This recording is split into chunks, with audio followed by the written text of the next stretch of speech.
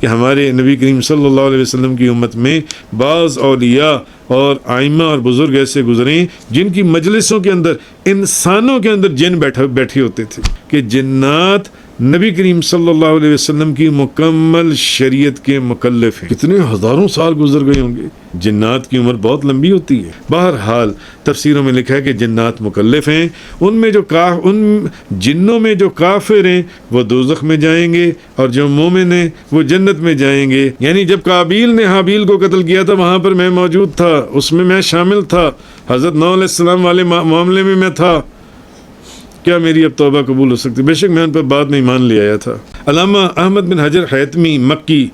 آپ لکھتے ہیں کہ حامہ بن حیم بن لاقس بن ابلیس نبی کریم صلی اللہ علیہ وسلم کے پاس آیا، اور اس وقت آپ کے پاس آپ کے صحابہ بھی موجود تھے، اور آپ اس وقت اس جن کے ساتھ مکہ کے پہاڑوں میں سے ایک پہاڑ کے اوپر بیٹھے ہوئے تھے۔ حامہ کہنے لگا میں اس وقت ایک لڑکا تھا، ایک بچہ تھا، لڑکا تھا میں اس وقت جب قابیل نے حابیل کو قتل کیا تھا۔ نبی پاک صلی اللہ علیہ وسلم کو کہنے لگا مکہ کے پہاڑوں کے اوپر حضور وہاں پر بیٹھے ہوئے تھے، جب قابیل نے حابیل کو قتل کیا تھا میں اس وقت بچہ تھا۔ اب کتنے ہزاروں سال گزر گئے ہوں گے، جنات کی عمر بہت لمبی ہوتی ہے۔ اور وہ ان لوگوں میں سے تھا جو حضرت نوح علیہ السلام کے ساتھ ایمان لائے تھے، اور جب حضرت نوح علیہ السلام نے اپنی قوم کی ہلاکت کی دعا کی تھی، ہلاکت کی دعا، تو اس نے حضرت نوح علیہ السلام پر عطاب کیا تھا، اور جو قابیل نے حابیل کو قتل کیا تھا اس نے کہا یا رسول اللہ، یعنی حضور کو بتایا اس معاملے میں وہ حضرت آدم علیہ السلام کے دور میں بھی اس قتل میں شامل تھا، میں بھی وہاں موجود تھا، میں بھی شریک تھا۔ اب اس نے حضور سے پوچھا، اس نے کہا یا رسول اللہ، اے اللہ کے رسول، اس نے آپ سے پوچھا، اس نے کہا کیا میری توبہ قبول ہو سکتی ہے؟ یعنی جب قابیل نے حابیل کو قتل کیا تھا وہاں پر میں موجود تھا، اس میں شامل تھا، حضرت نوح علیہ السلام والے معاملے میں تھا، کیا میری اب توبہ قبول ہو سکتی؟ بے شک میں ان پر بعد میں ایمان لے آیا تھا۔ تو نبی پاک صلی اللہ علیہ وسلم نے اس کو چند کام کرنے کا حکم دیا۔ اس میں سے ایک کام یہ بھی تھا کہ تم وضو کر کے مسجد میں 2 رکعت نماز پڑھو۔ اس نے اسی وقت وہ کام کیا، تو آپ نے اس کو بتایا،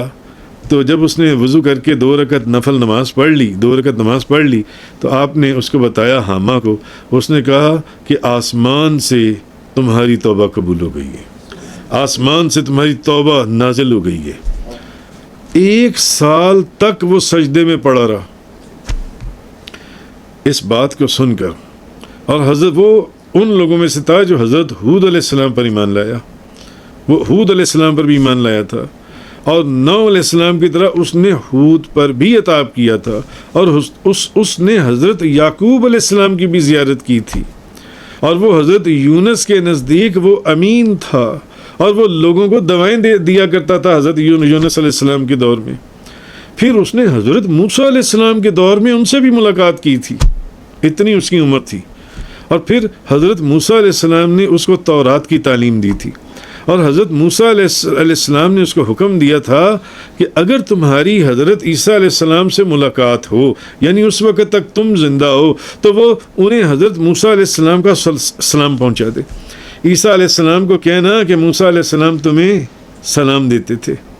اگر تم اس وقت تک زندہ رہے تو میرا سلام پہنچا دینا، حضرت موسیٰ علیہ السلام نے کہا۔ اس نے حضرت عیسیٰ علیہ السلام سے ملاقات کی، اور پھر اس نے حضرت موسیٰ علیہ السلام کا سلام پہنچایا حضرت عیسیٰ علیہ السلام کو۔ پھر حضرت عیسیٰ علیہ السلام نے اس کو کہا کہ اگر تمہاری ملاقات تاجدار انبیاء، امام الانبیاء، نبی کریم صلی اللہ علیہ وسلم سے ہو تو حضور کو میرا سلام پہنچانا۔ حضرت عیسیٰ علیہ السلام نے اس کو کہا کہ میرا سلام پہنچانا، تو نبی کریم صلی اللہ علیہ وسلم نے جب یہ بات سنی تو حضور رونے لگ گئے۔ فرمایا حضور کی زبان مبارک سے نکلا، جب تک دنیا قائم ہے عیسیٰ پر سلام ہو اور حامہ تم پر بھی سلام ہو، یعنی جس نے ان کا سلام میرے تک پہنچا دیا، جس نے ان کا سلام میرے تک پہنچا دیا۔ عیسیٰ علیہ السلام پر بھی سلام ہو۔ حضور نے عیسیٰ علیہ السلام کے لیے سلامتی کی دو، جس کو حضور کا سلام پہنچ جائے قیامت تک اس کا نام زندہ کر دیا جاتا ہے، قیامت تک اس کا نام زندہ کر دیا جاتا ہے جس کو حضور کا سلام پہنچا دیا جائے۔ تو حضور نے فرمایا، نبی پاک صلی اللہ علیہ وسلم رونے لگے، فرمایا جب تک دنیا قائم ہے عیسیٰ پر بھی سلام ہو اور حامہ تم پر بھی سلام ہو، کیونکہ تم نے امانت پہنچا دی۔ اسی لیے آپ دیکھیں آج دنیا میں میرے نزدیک مسلمانوں کے بعد سب سے بڑا مذہب کرسچینٹی ہے۔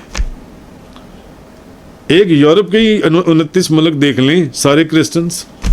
کم و بیش سب کرسچنس۔ ادھر آپ یو کے میں تینوں چاروں ملک دیکھ لیں، سب کرسچنس، قدم قدم کے اوپر چرچ، قدم لاکھوں چرچ ہیں ان 29 ملکوں کے اندر، لاکھوں چرچ ہیں، جن سے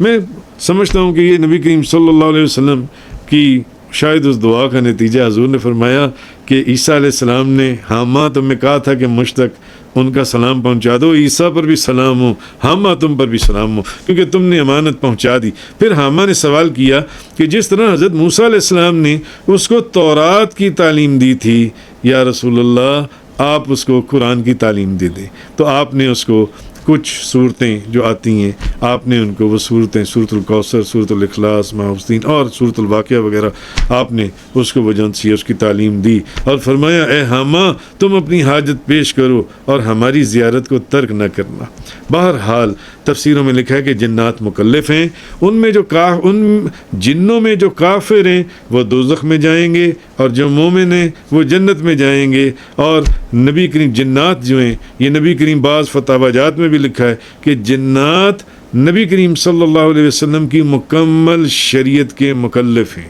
جنات جن سے ہیں۔ اور مومن جن جو ہیں یہ نماز پڑھتے ہیں، روزے رکھتے ہیں، حج کرتے ہیں، طواف کرتے ہیں، قرآن مجید پڑھتے ہیں، لوگوں سے، انسانوں سے علوم اور معارف سیکھتے ہیں۔ جیسا کہ میں نے آپ کو پہلے بتایا کہ ہمارے نبی کریم صلی اللہ علیہ وسلم کی امت میں بعض اولیاء اور ائمہ اور بزرگ ایسے گزرے ہیں جن کی مجلسوں کے اندر انسانوں کے اندر جن بیٹھے ہوتے تھے۔ 100 بندے کی مجلس ہو رہی ہے، 40-50 جن بیٹھے ہوئے ہیں، 40-50 انسان بیٹھے ہوئے ہیں۔